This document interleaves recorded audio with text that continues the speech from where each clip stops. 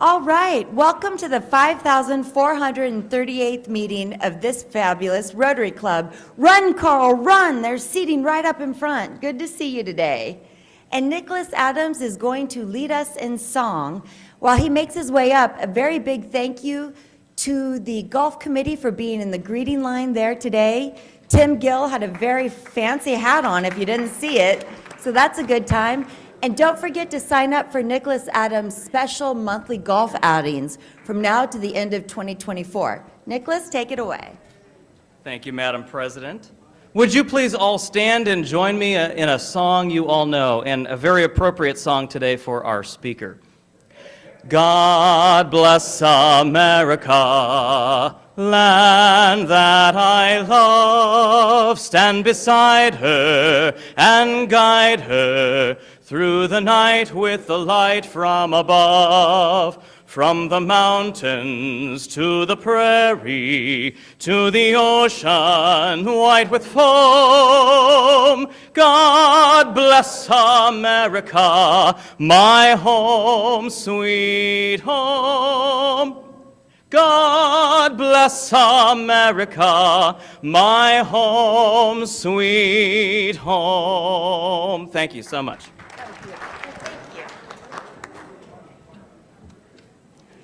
And a very happy birthday on this very day to Ed Krause. If you see him, please be sure to give him your regards. Same with everybody who's celebrating this week.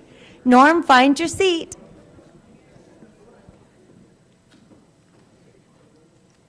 Shh. Perfect. And Blake, I see you standing. Are you on the traveling mic today? Yes, I am. Okay, so you're replacing Kimberly Hill, because I see Chelsea Souza. So Blake, please give yourself a brief introduction.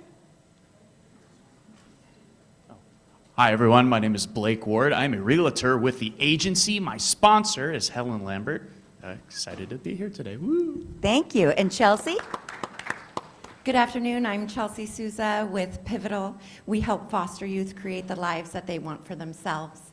My sponsor is Michelle Loxon. Perfect. Thank you. If you're a visiting Rotarian or you have a guest, please stand to be recognized. And as a reminder, we will be going clockwise around the room for our Zoomers. So starting over here. Yeah, Chelsea, you've got the microphone right behind him. There we go. Hello. I have my guest here is my good friend Bill Roth, who is a tech executive and candidate for Water District, which is the biggest government agency in town that no one knows anything about. Welcome, Bill. Nice to have you. James. President Karen, James Williams. I'm pleased to have my husband, Lance Shoemaker, who we rarely get to see, except at special events, because he's a professor at West Valley College, the chair of the Business and Real Estate Department. Very good. Good to see you, Lance. And I hope you will join us at our barbecue on June 5th, because I know you don't have a conflict that evening, so we'll look forward to seeing you then. Hello, President. Today I just got my red badge, so I'm thrilled and excited. So my name's Ireneo Mendoza. I work at Robert Half. I brought my partner with me. Her name's Marcella Skaggs, but Nice to meet you, Marcella. Hi, good afternoon. I'm with Robert Howe. Great to be here. Thank you. Thank you. Bonnie. President Karen, I'd like you to meet, all of you to meet, my good friend Susan Hurley, who has been a microbiologist. Did I say that correctly? All right. and now she's looking to relax a little bit and enjoy life. Wonderful. Welcome to the next chapter. Nicholas. Good afternoon once again, Madam President. Nicholas Adams, Classification Public Relations. I have two guests with me today. Honored to have two very outstanding individuals in our community doing great things. The first is someone I've known for 20 years. He just was elected to the, let's see if I get this right, the District 5 seat of the Santa Clara Valley GOP Central Committee. Would you please welcome fifth generation San Jose resident, Nick Rakovich. All right. And someone who many of you know in wonderful ways because he's an incredible leader in our business community here in San Jose. He's the president and CEO of the Boys and Girls Clubs of Silicon Valley, doing incredible work in our community. Would you please welcome my good friend, Mr. Steve Weimer. Thank you. President Carl. Hey, President Karen. I bet a lot of people don't know that you flew in this morning. You look terrific as usual, but Thank you. I bet you didn't get much sleep last night. I did not. Hey, I'm really thrilled to introduce someone I barely know, just getting to know, but I love this guy, is Ed Solis. He's the one who conceived, deployed, and championed Viva Calle for all these years. Ed Solis. And Ed, just because I want to make your day, I just signed the contract for extending the work that the Institute's doing on Viva Calle. So let's go. Go transportation. All right, Steve Preminger, start making your way up. Okay. It's that time for our blue badge presentation, and we've got just one today because David Hott could not be with us. But as you all have gotten to know Steve, you'll have seen during his 1 year of service with our club, he's already distinguished himself as a great leader, taking on successive leadership roles. In fact, he's co-chair of the Red Badge Committee. I mean, pretty amazing. Come on up, Steve.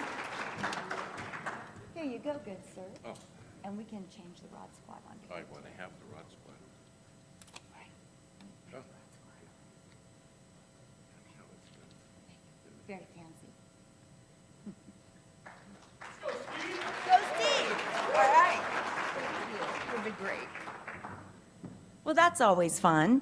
Okay, now it's time for membership update, and today we're going to be hearing from Sarju, which we have yet to hear from. Sarju, come on up. Your time is ticking. And he is great at building enthusiasm for this club. I'm not joking, Sarju.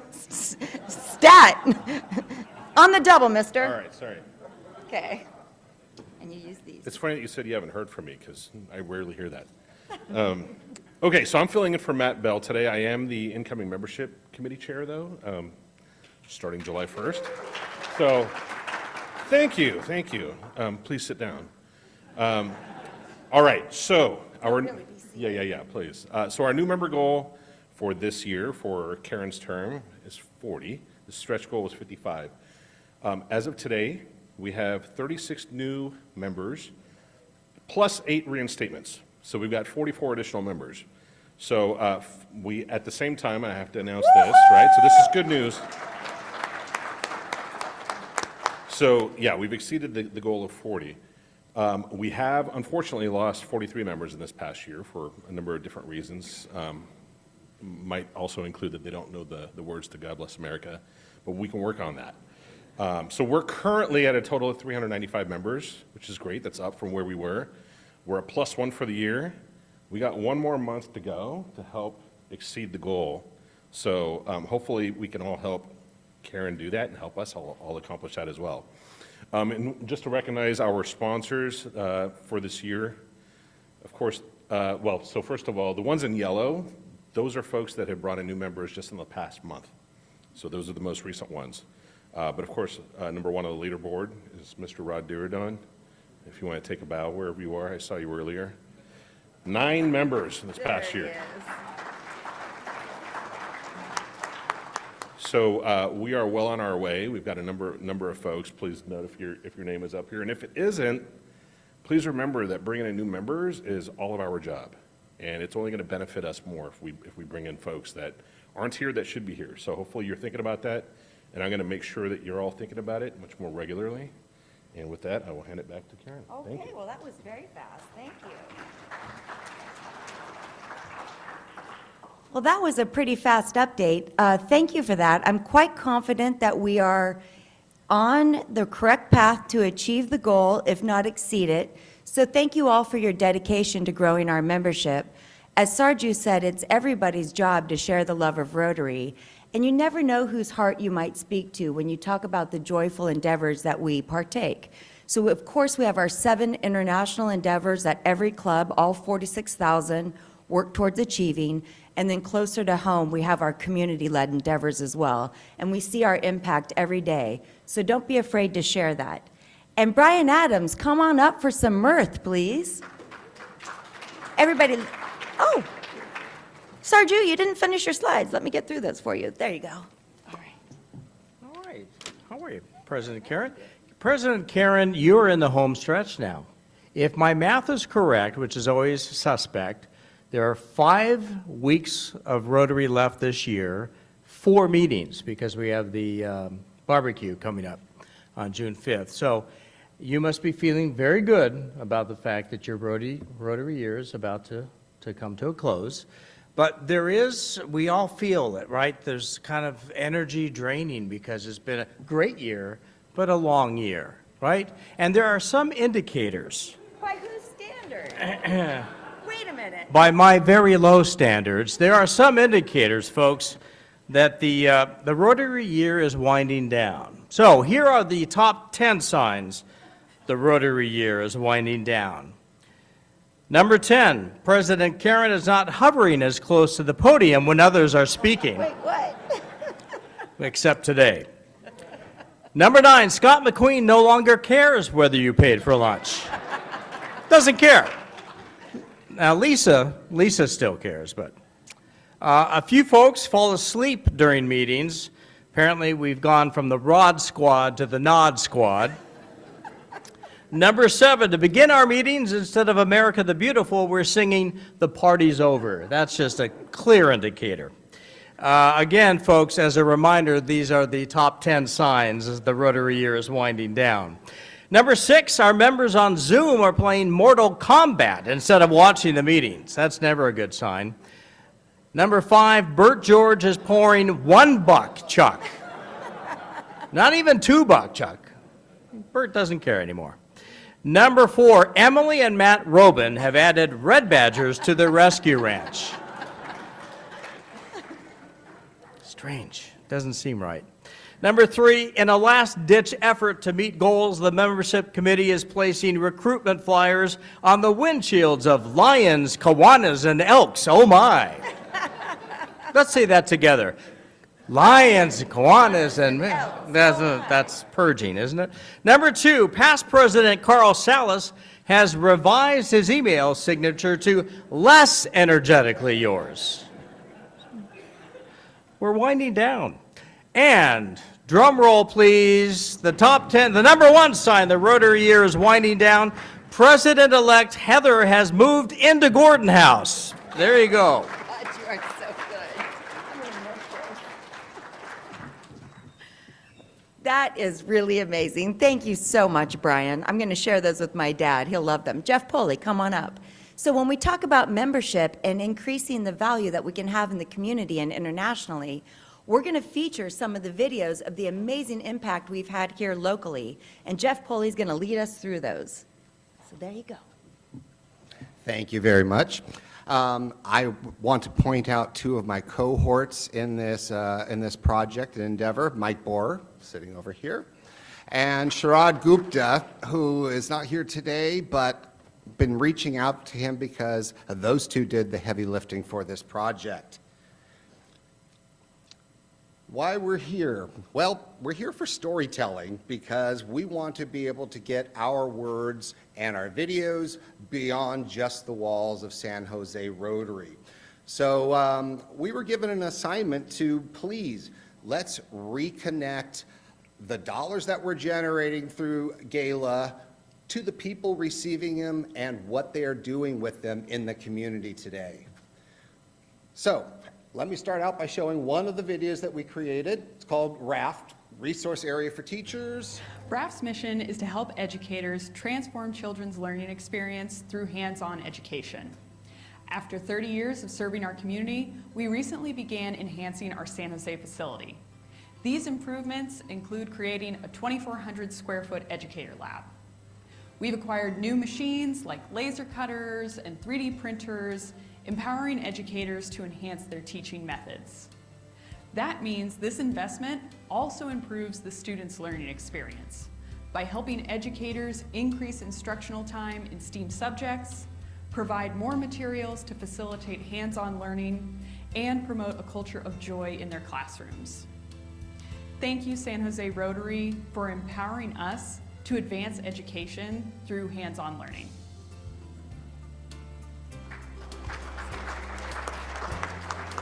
Nice and professional looking, isn't it? Wouldn't it be great to share these stories with the outside world? Here we also have our own Opera San Jose. Hello, my name is Shauna Lucy, and I'm the General Director of Opera San Jose. The path to becoming an opera singer is not an easy one. For many aspiring singers, the financial burden of moving from city to city every few months can lead to difficult decisions. At Opera San Jose, we work to take this burden away from young singers by offering free housing to our artists. With the Rotary grant, we have been able to make some capital improvements on our apartments and make them safe for our artists. Thank you, San Jose Rotary. We could not make great opera without you. And she's right here. Unfortunately, my PowerPoint skills are not super primo, so part of it got blown out here, but this wonderful QR code, please take a picture of it and it will take you directly to the playlist on our YouTube site that has all 7 videos that we created for this year's gala, ready to be downloaded, shared, or just to be viewed. You can also see lots of work from our ELC presentations and last year's gala videos as well. So stay tuned. We've got many more scenes from Rotary that we'd like to share. Before you go, I just have a couple of quick questions, and I'm mindful of the time. Don't worry, everybody. How are we promoting these further? Because you just did make a comment. Wouldn't it be nice to get these out to the larger world? So what efforts are your committee undertaking to make sure that we're telling this message in a better way that reaches a larger audience? Well, all of these videos did go out via Facebook, Instagram, and LinkedIn on our social media platforms, but the problem is we don't have a whole lot of our membership tuning in to see these. So that is the quest for this year, is to get more people registered so we can share these stories with all of your friends, family members, and potential new members. And I have to ask one last question. Sure.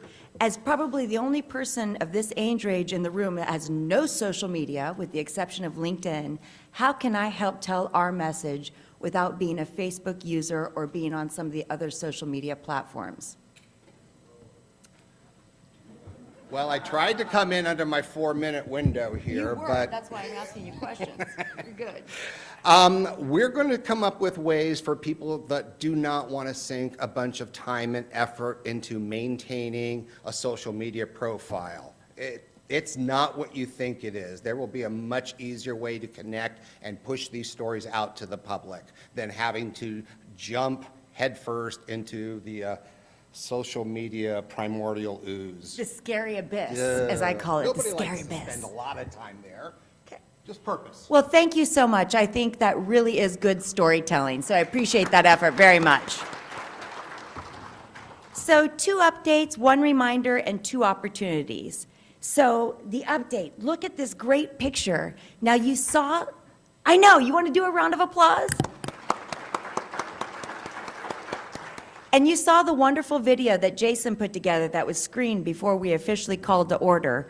We had an amazing time on Sunday at Block Construction, where we gathered for our annual Rise Against Hunger event, where we packed meals for those overseas who are literally starving to death. We partner with Rise Against Hunger, who has a mission to eradicate starvation across the globe. Now, this is our 10th year partnering with them. On Sunday alone, and this was led by the Disaster Relief Committee, which is chaired by Terry Chapman. Terry, raise your hand, please. And I call on Terry because she got up, I have to say it, Terry, again, on Saturday morning at 6 a.m. to make her Rotary family fresh breakfast breads for Sunday. So 50 volunteers showed up. We had breakfast breads. We had volunteers ranging from 3 years old to 73 years old. It was a terrific time. We packed 12,528 pouches of meals. Each pouch provides 6 meals. One box provides enough lunches for one child to consume a nutrient-rich lunch every day of the academic school year. So we are really having a very significant impact, and a great big thank you to so many of the volunteers for showing up on Sunday and helping us do this global work on a community level. It was really a great time. So a big round of applause once again for all of us. And I don't think Cherry Chapman is here, but her birthday was on Monday, and she asked all of her friends to join us on Sunday to, Megan Fluke, what did I say? Oh, sorry about that, Megan Fluke. See, that's because I got up, Carl, at 4 a.m. and flew in this morning, making those mistakes. But she celebrated her birthday with us and brought out all of her friends, so it was a really good time. And then, of course, we had our first fireside last evening at the Robin Rescue Ranch. You won't want to miss those firesides. It's a great opportunity to build better friendships and to break down silos within our own club. And then, of course, a reminder, Leslie is overseeing a transitional staff while we have people that are retiring and out on disability. She has 395 distinct voices in this club and 46 committees. So I ask you to be patient if you're not receiving a response in the time that you feel you should. If it takes a day or it takes 2, it's okay. She's managing hundreds of people, so I appreciate your patience in advance, and if I can be of assistance, reach out to me directly. And then an opportunity, we do have our hike on May 25th at 11 a.m. at Uvas National Park. Please contact Ashley Hopkins Pass. If you would like to go, it'll be a light hike followed by a picnic lunch. Pack your own picnic and pack your own drinks. And then finally, we have so many opportunities in our club. You could be busy every single night if you wanted to. So please take a look at the weekly bulletin, which will offer links to register for any of our opportunities and further information. And with that, Steve Ellenberg, come on up and introduce our speaker, please. It's bound to be a good one. Thank you. Well, we're 3 minutes ahead of schedule today, people. What happened? You're killing it. You're killing it. One thing you can do, President Karen, you live in downtown San Jose, take a sign that says, I have videos of Rotary service, and just wave it from the street corner. For, you know, you might want to get Facebook then, you know, after that experience. All right. It's getting to be that time of the decade again. Leap year, the Summer Olympics, and yet another presidential election. Hopefully it's not the last. Maybe too political. Here to help us understand the election landscape this year is Dan Schnur. Dan is a professor of politics at UC Berkeley's Institute of Governmental Affairs and the University of Southern California's Annenberg School of Communications. Let me get in a Go Bears right there. Which means he has the unique distinction of teaching in both the Big Ten and the ACC while residing on the Pacific Coast. What a crazy world college sports is these days. Dan has a wealth of practical knowledge, having worked on 4 presidential campaigns, including serving as Director of Communications for the 2000 campaign of Senator John McCain, and serving as the chief spokesperson for Governor Pete Wilson. Dan is a past chair of the California Fair Political Practice Commission and is the founder of the USC LA Times statewide political poll. Dan has a long history with Rotary. He is a regular speaker at the Santa Clara Club and spoke to a Rotary Club for the first time as a high school student in Fox Point, Wisconsin in 1981. Dan, welcome to the greatest Rotary Club in the world, the San Jose Rotary Club. Dan Schnur.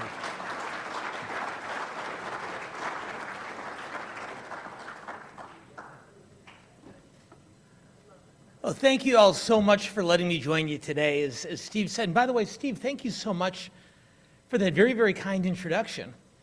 It might not have sounded like all that much to many of you, but my students at Cal got their grades this week.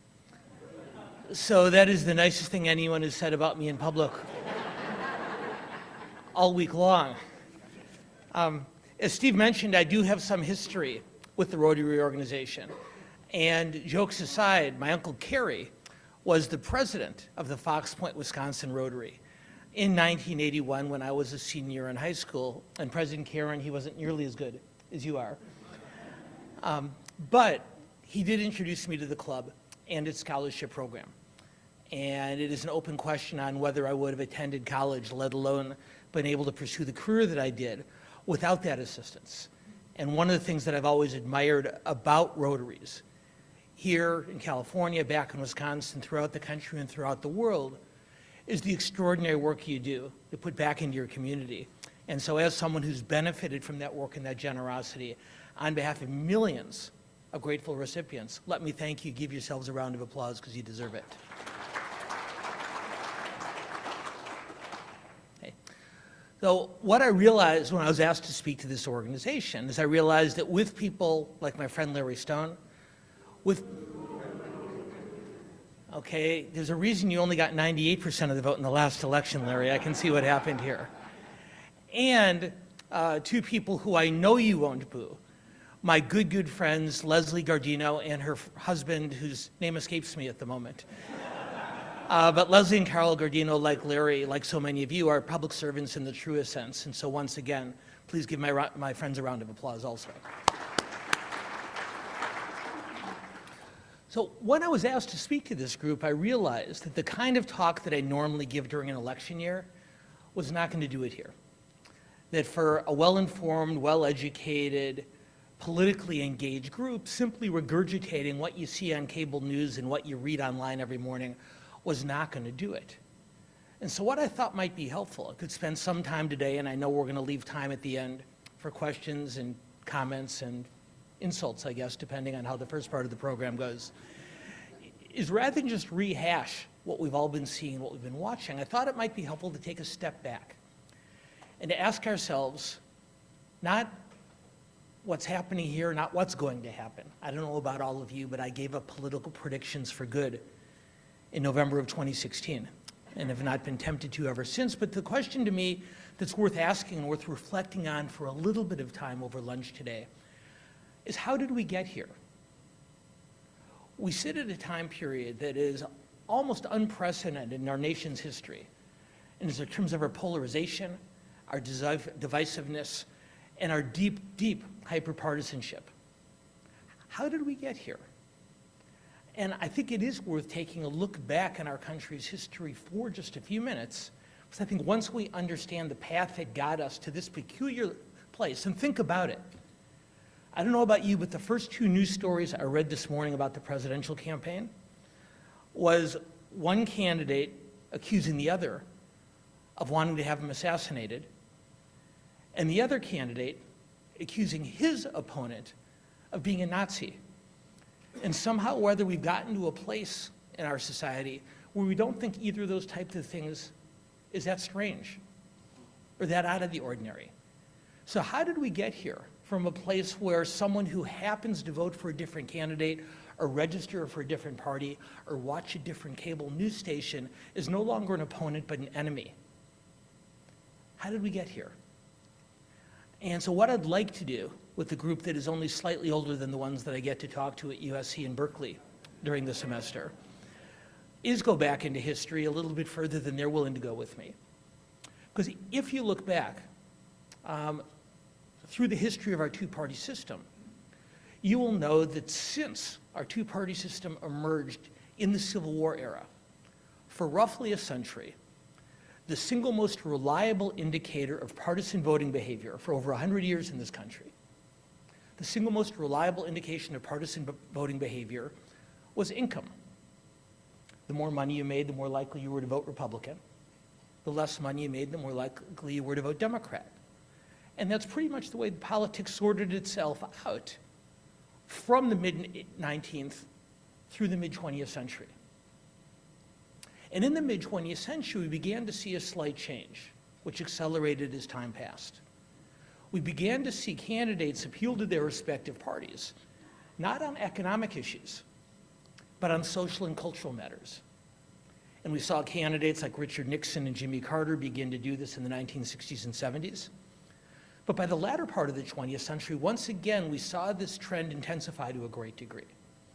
And for those of you with good memories, you may recall that back in the 92 election, I know, and by the way, do you boo Leary every time I mention him? Okay. Because if many of you like Larry Stone, oh my gosh, this is fun. I have to come back more often, Larry Stone. Oh, I love this.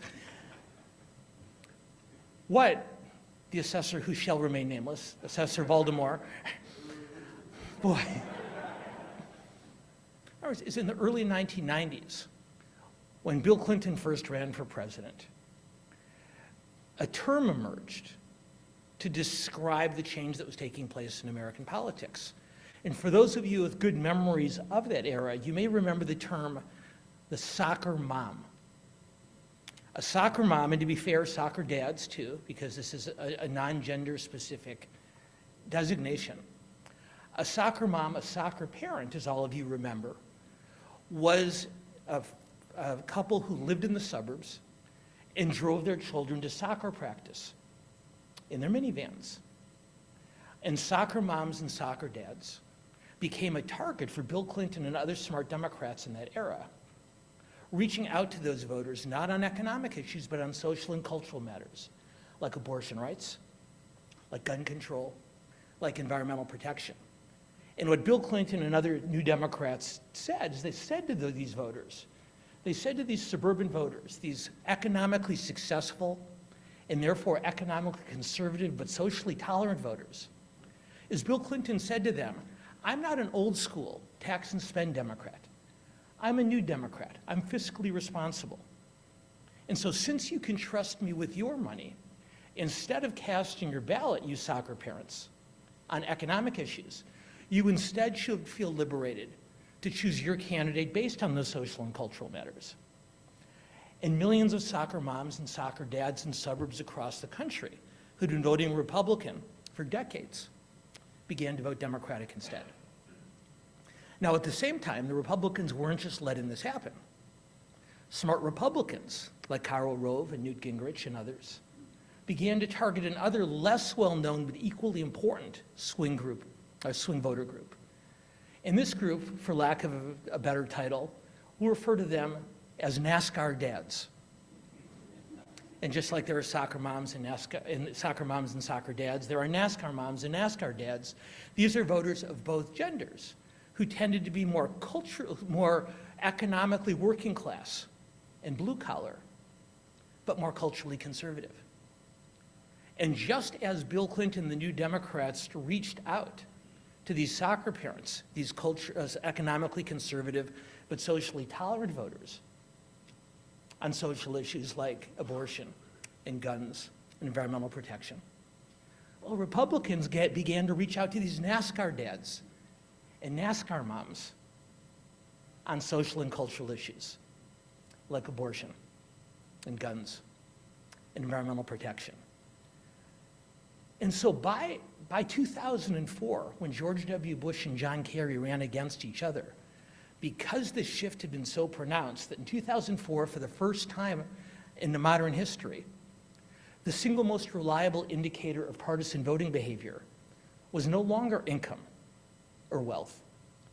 Rather, instead, the most reliable indicator of whether an individual would vote Democrat or Republican is what the political scientists call religiosity.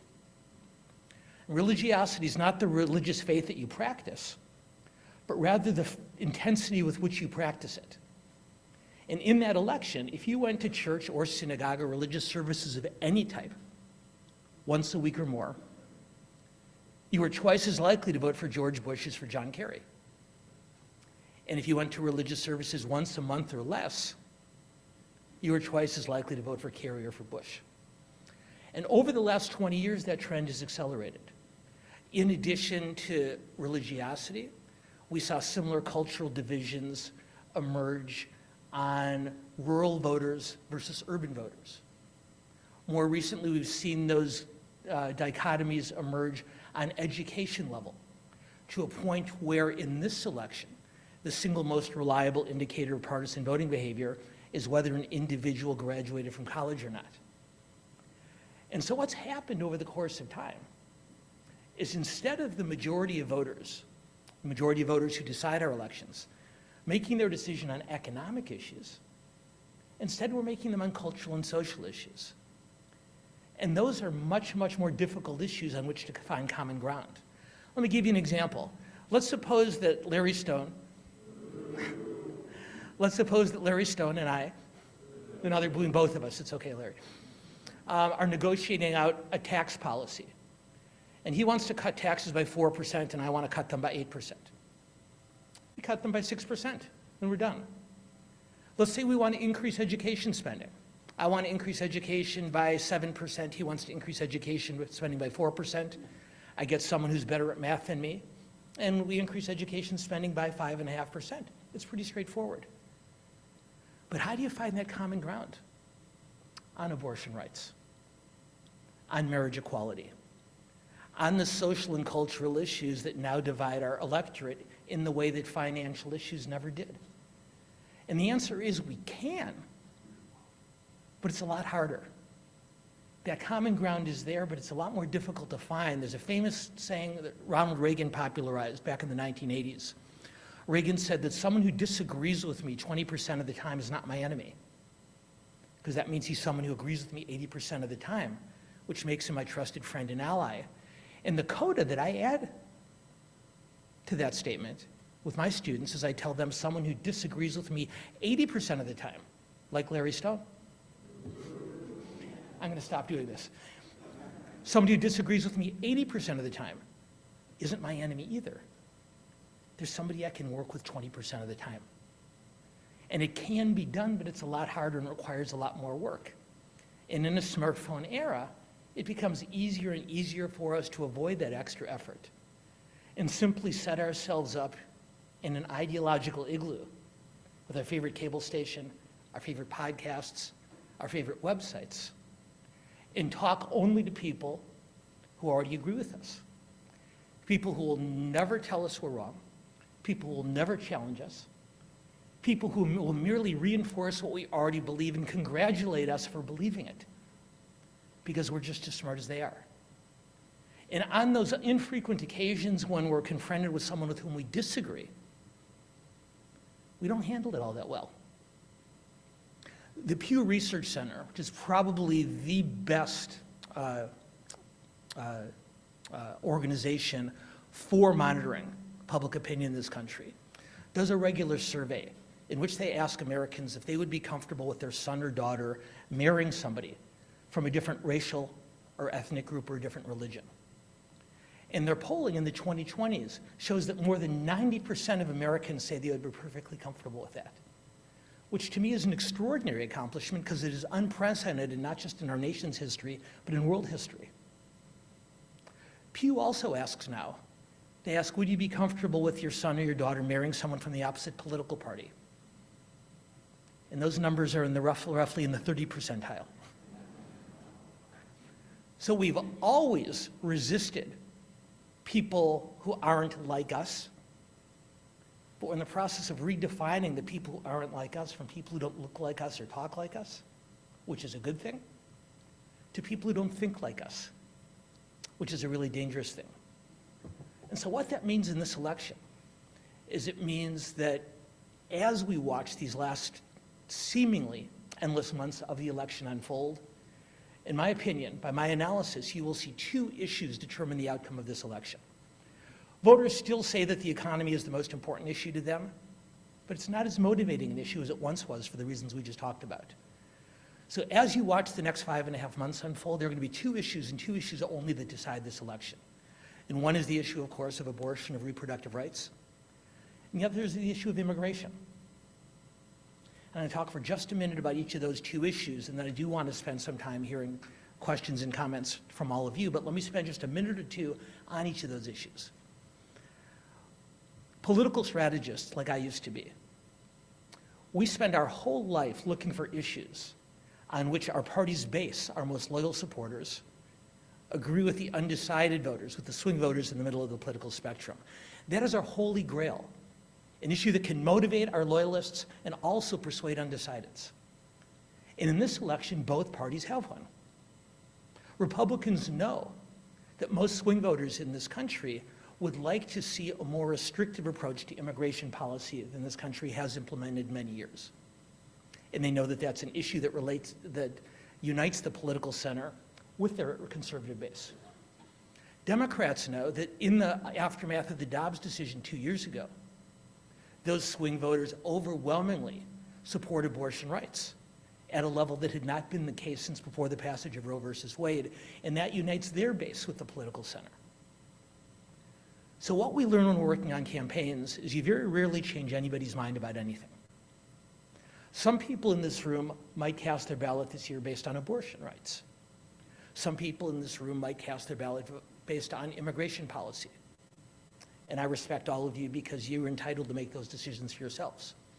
But I'd be willing to bet that not a single person in this room, or any other room like this one, is going to change their mind between now and November on what they think about those two issues. Do you know anyone who disagrees with you on abortion who wants to have their mind changed between now and Election Day? Probably not.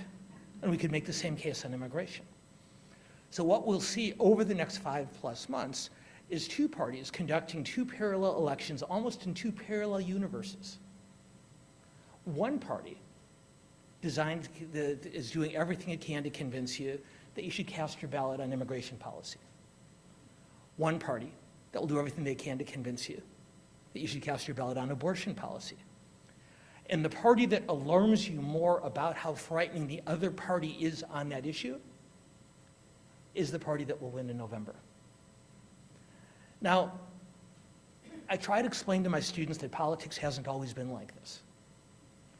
I tell them that the modern political era, and of course they always ask me to define the modern political era, and so I will for you as I do for them.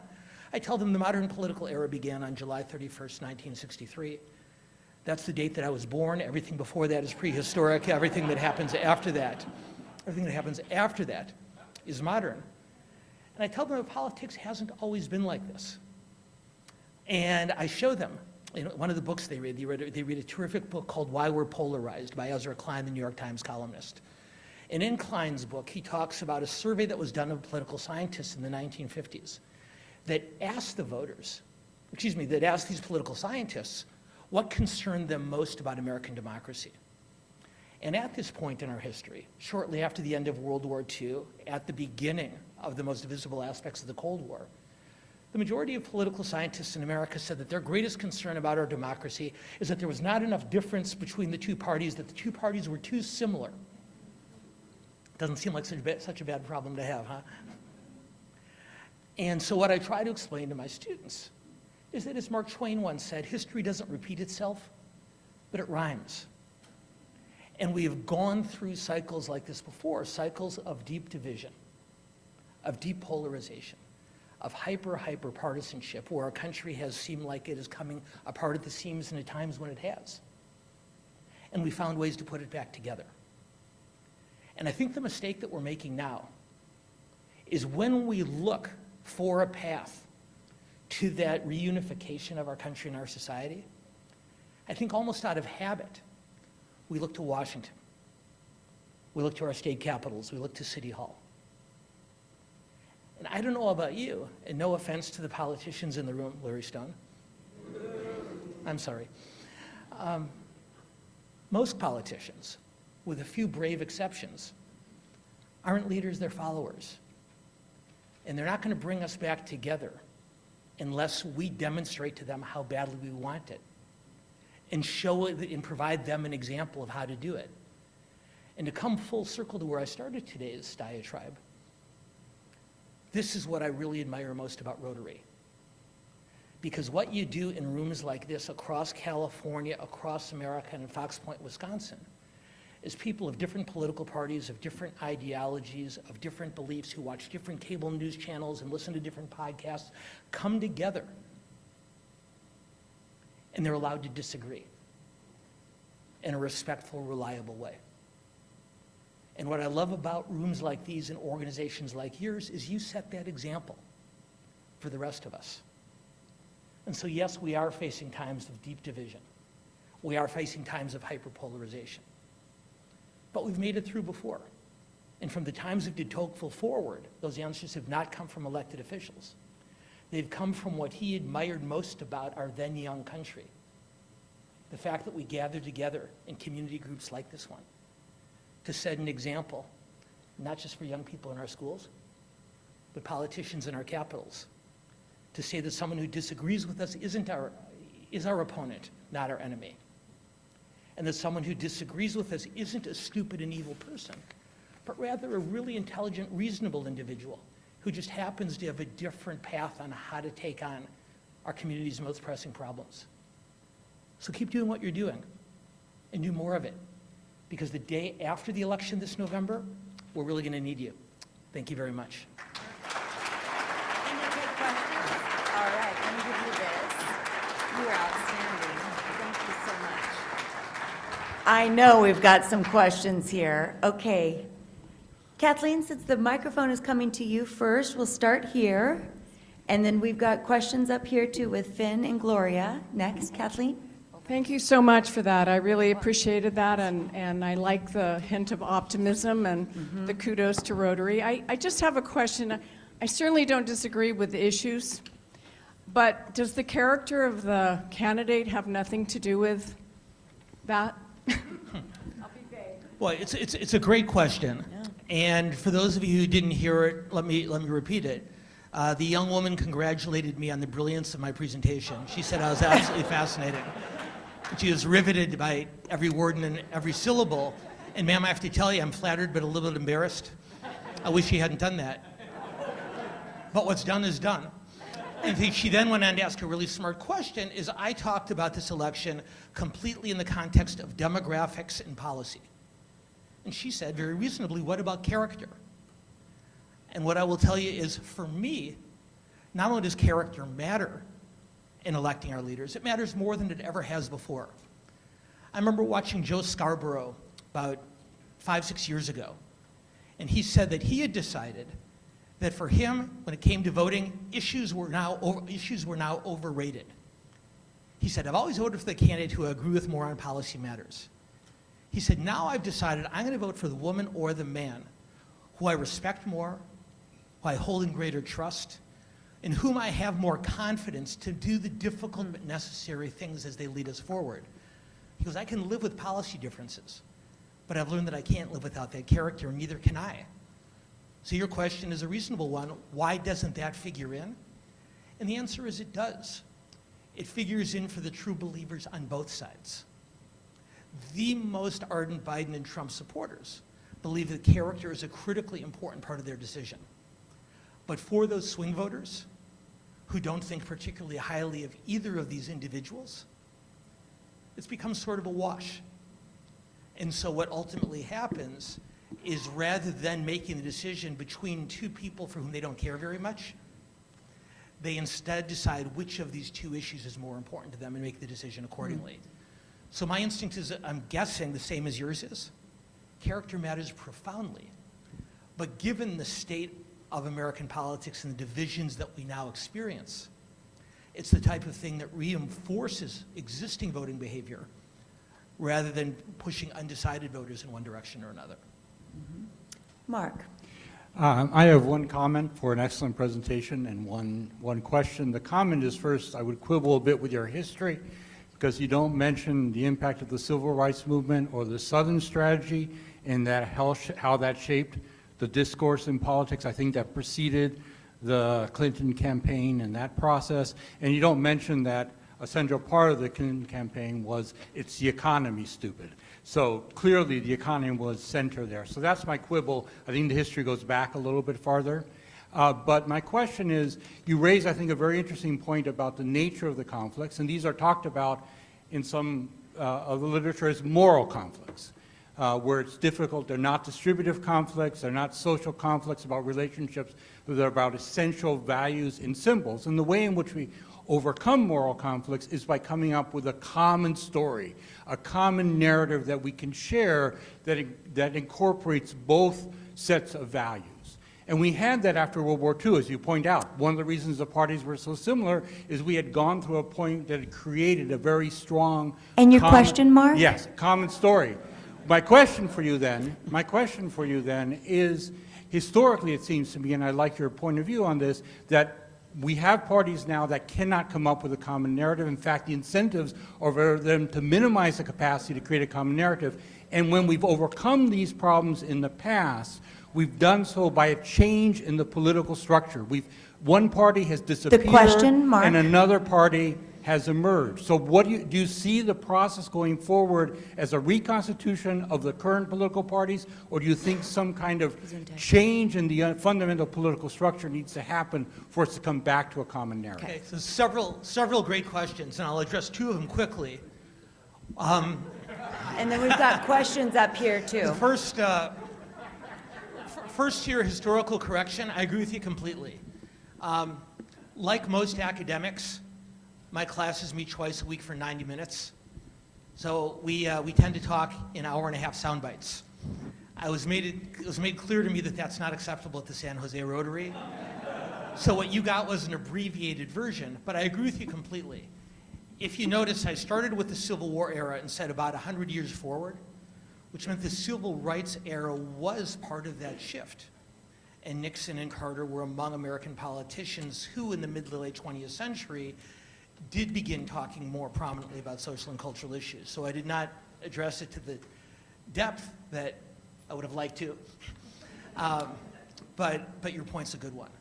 As far as what brings us back together, aside from example, historically speaking, it's been not just a common story, but a common foe. Klein also references in his book, he says, we are a tribal species. And this isn't just something cultural or social, it's biological, it's chemical that goes back to prehistoric days.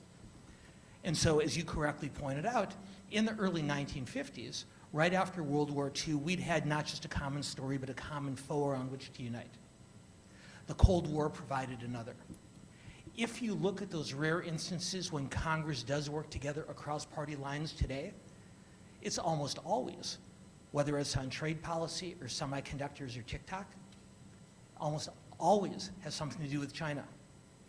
And I don't know if this is a Cold War yet, but it is a cooling war and potentially provides already that type of bipartisanship. There's a school of politics, we call it the Mars attacks theory of politics. If you ever saw the old movie Independence Day, when outer space aliens attack Earth, all the countries of the world come together.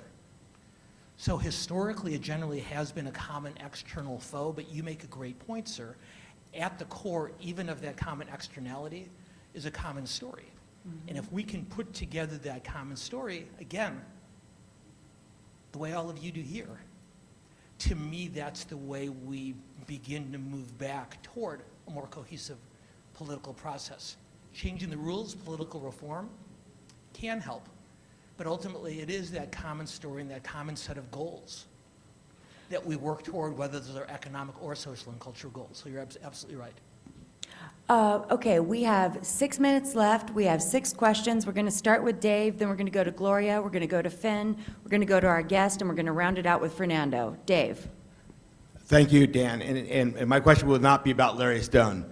By the way, can you guys do it better? Larry Stone. There we go. Okay, election confidence. January 6th, are we going to have a repeat of that in some fashion, whether it be because you end up with a Bush v. Gore decision in which one side is really gets, instead of accepting it, says, hell no, we won't go, or do you get a repeat of January 6th, not necessarily on that date? What are your thoughts on that, and how and the likelihood of that happening, and what can be done to prevent that from happening, and the indicators that might tell us whether it Perfect. will. Got it, Dave. Thank you. Well, it is a great question. And as I mentioned earlier, I stopped making political predictions in 2016. But I will offer you two thoughts on this. One, it's very clear that our relevant security infrastructure was not prepared for the events of January 6, 2021, nor was it prepared for the outside, the international bad actor interference in our elections, either 2016 or 2020. I can't predict what will happen in the aftermath of this election, but from everything I see and read and learn from people who are smarter than me on these things, is the people who oversee our security infrastructure are far better prepared for these eventualities than they were in either 2020 or 2016. That doesn't mean that it can't happen. It means that the people who need to be ready will be, and it's not going to catch them unawares. One other quick thought I will offer is when you do polling on this question, interestingly enough, the youngest voters, the Gen Z aged 18 to 29, they're less concerned about this than the rest of us. And what we've learned is the reason they're less concerned is they don't know politics any other way. So if you are 25 years old today, that means in 2015 when Donald Trump announced for president, you were 16. You really don't have any prior experience. And so one of the challenges that the Biden campaign is going to face over the next 5 months is convincing those young people who generally in recent history have been a reliable part of the Democratic base that this isn't normal politics and that they need to be more concerned about these types of potential eventualities than they are. Very good. Gloria. Hi, Dan. Thanks for the insights. My question relates to the attack from Mars issue. We are facing more militarized authoritarian regimes from abroad, and yet we have, and typically that's a unifying force. We have a situation now where one party seems reluctant for us to stand up to those threats, as in aid to Ukraine and so on. Do you see that as a fundamentally new phenomenon? Again, with the parties having switched a bit in terms of taking foreign policy defense positions? And where did that come from? Well, I'm so glad you asked the question. To me, it is the greatest challenge we face as a country now. And that is the U.S.'s role on the world stage. This current trend toward isolationism, and we're seeing it in both parties, this current trend toward isolationism shouldn't be surprising at all. We've seen it after every major military action for the last century, both world wars, Korea, Vietnam, and both Iraq wars. We've seen it after every major economic downturn for the last century, where fatigued Americans just say, we don't have the energy for the rest of the world right now. And we retreat until a bad actor fills that vacuum, and then we rush back onto the world stage. And I think that's exactly what's happening now. I sit here at in the capital of Silicon Valley talking about trade issues. And this is probably one of the last communities in the country that still understands the dangers that exist when the U.S. retreats from its global obligations, not just militarily and diplomatically, but economically. But the trends are moving in the other direction. And I believe that's going to be the case for some time. When it comes to foreign trade, there's not a great deal of difference between Trump tariffs and Biden tariffs. Biden's are a bit more discriminate, but both are inherently protectionist.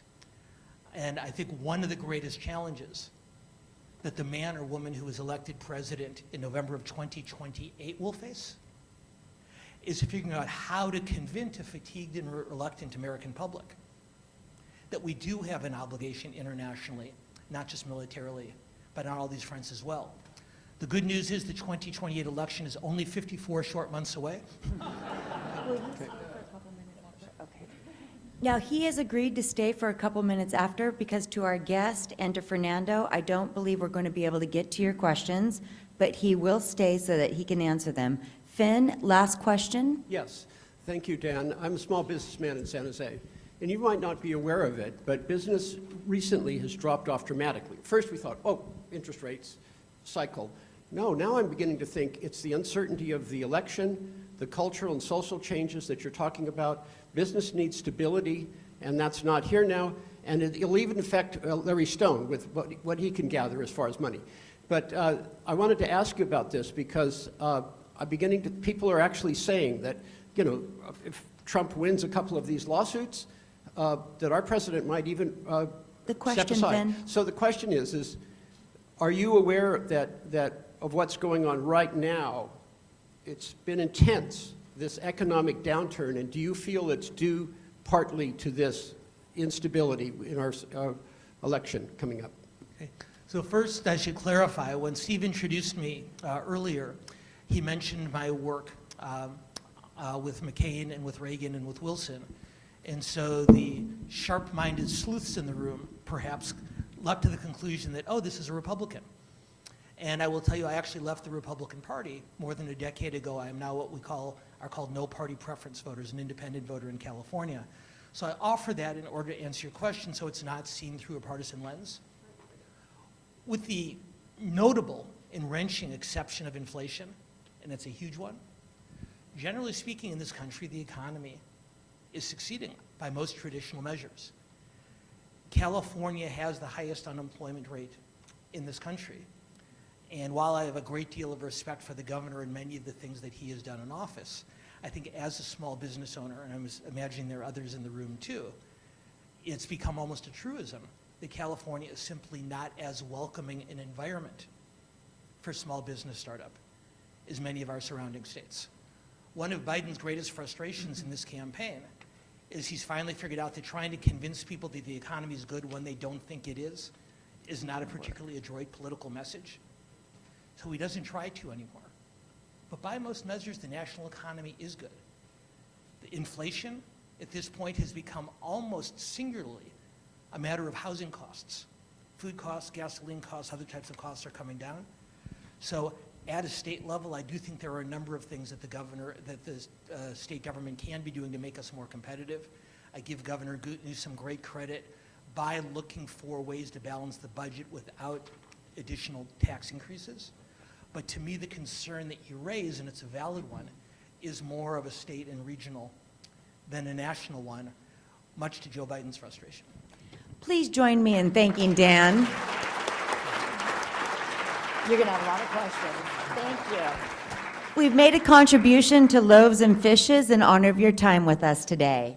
If you didn't get your question answered, please comment up. Sarju, I know you had one as well. Don't forget to bust your tables. Next week, we're going to hear from Casey Hill talking about food systems in Santa Clara County.